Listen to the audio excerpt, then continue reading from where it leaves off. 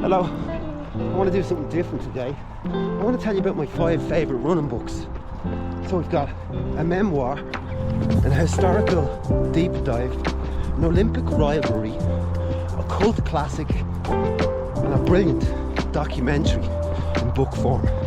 So stick around, these are really good books. And at the end of the video, I'm going to tell you about why I read, how it helps me with running, and in life in general.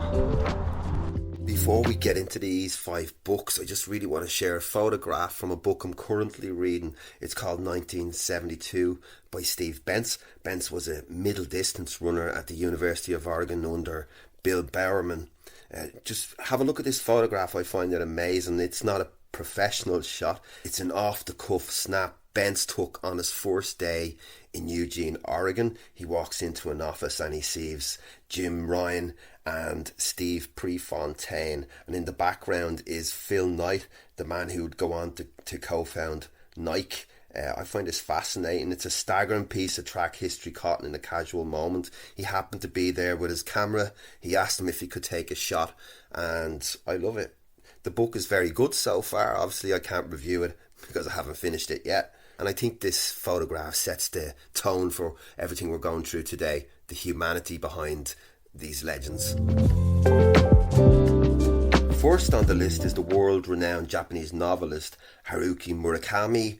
Most people know him for his surrealist fiction like Norwegian Wood, but this book is essentially a vlog in a book. Murakami isn't an elite, he's a self-described average runner, and that's why it resonates with people that read it. Murakami started running at age 33 when his writing career was taken off. This book is a travelogue and a training logbook rolled into a memoir.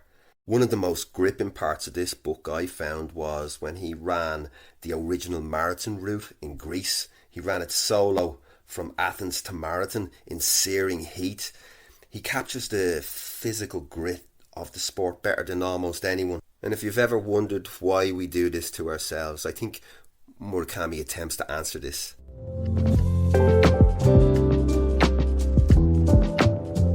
Next we have The Perfect Mile by Neal Bascomb. In the early 1950s, the 4-minute mile was considered a physical impossibility, a barrier that might literally kill a man if he tried it. Neal Bascomb's The Perfect Mile focuses on the 3 men desperately racing to be the first one to do it. Most people only remember Roger Bannister, but Bascomb brilliantly weaves in the stories of his rivals.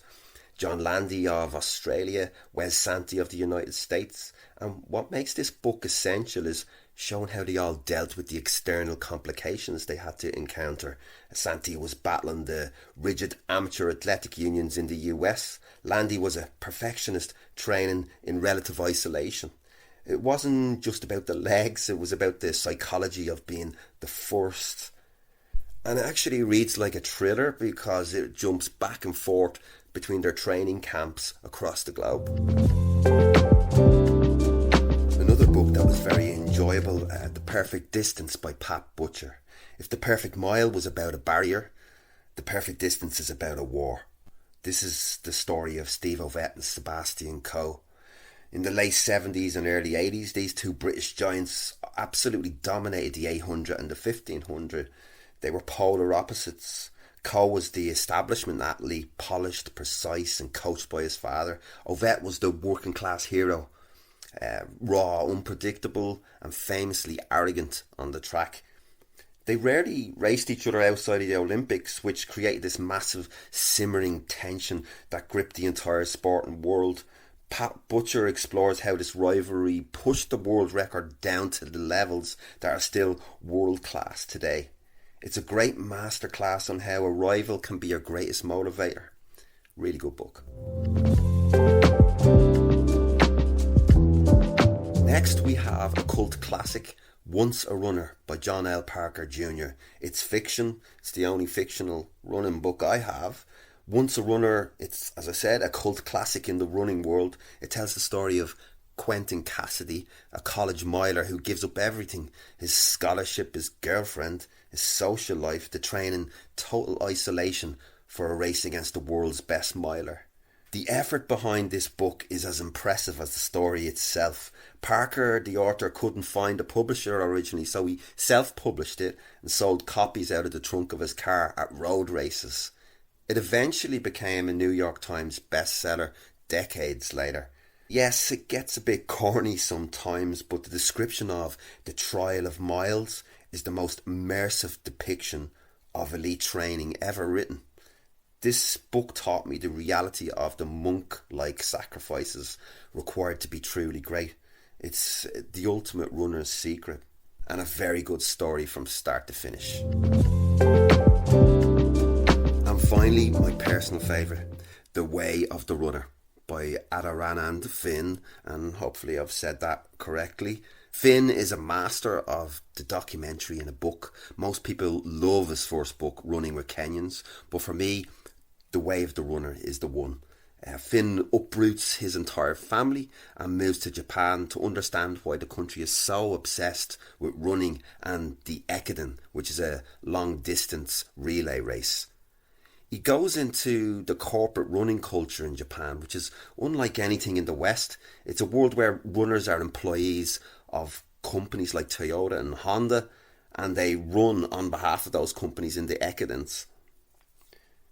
He's currently working on a book which I'm very much looking forward to, about his trip running around the coast of Ireland. In this book, his ability to immerse himself in a culture and bring the reader along is just second to none. It's a really enjoyable read. Highly recommended. I'm not a person who eats up books. I don't read constantly. I mainly read on the train, on my commute to work, and there's a good reason for that. Since COVID, train commutes really changed for me. COVID's a long time ago now, but I often feel a bit trapped on trains. I don't check the news because it's too stressful. I can't do social media on trains, and I don't use earbuds to listen to music or watch a movie because I like to have my wits about me. Books about running feeds me just as training does, or nutrition, because there's things you can find in a book, things you can learn that you can't plug into AI and get an answer from, the same way a book can provide you. If you have a favourite running book, maybe you can drop it in the comments there so I can check it out. I'm always looking for new books to read on my commute. Thank you for watching to the end. I really appreciate it. If you haven't subscribed, there's a button on the screen right now. Maybe you can click it. Thank you, and I'll see you on the next run.